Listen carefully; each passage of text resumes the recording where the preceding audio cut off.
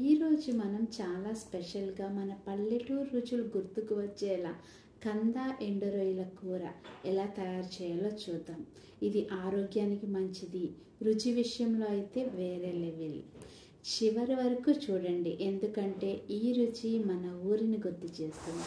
నమస్తే viewers, welcome back to SK home work.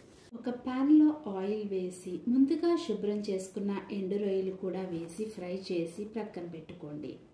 అదే ప్యాన్లో 3 మీడియం సైజ్ ఉల్లిపాయ ముక్కలు, సరిపడా ఉప్పు వేసి ఉల్లిపాయలు బాగా ఫ్రై చేయాలి. తర్వాత 1/2 టీ స్పూన్ జీలకర్ర పొడి, 2 టీ స్పూన్ ధనియాల పొడి, 1 టీ స్పూన్ పసుపు, 3 టేబుల్ స్పూన్ కారం, 3 పచ్చిమిర్చి చీలికలు, కరివేపాకు వేసి కలపాలి. ఇందులో ముందుగానే ఫ్రై చేసుకున్న ఎండు రొయ్యలు కూడా వేసి బాగా కలపాలి. ఇప్పుడు చిన్న క్యూబ్స్గా కట్ చేసుకున్న 1/2 కేజీ కంద ముక్కలు కూడా వేసి ఒకసారి బాగా కలిపి మూత పెట్టి 5 నిమిషాలు మీడియం ఫ్లేమ్ మీద మగ్గనివ్వాలి. కంద ఈజీగానే కుక్ అవుతుంది. సో తర్వాత వాటర్ వేసి ఇంకొక 5 నిమిషాల వరకు కుక్ చేయాలి. నెక్స్ట్ ఒక పెద్ద నిమ్మకాయ సైజ్ అంత చింతపండు రసం వేసి కలిపి మూత పెట్టి పులుసు చిక్కపడే వరకు కుక్ చేసుకోవాలి.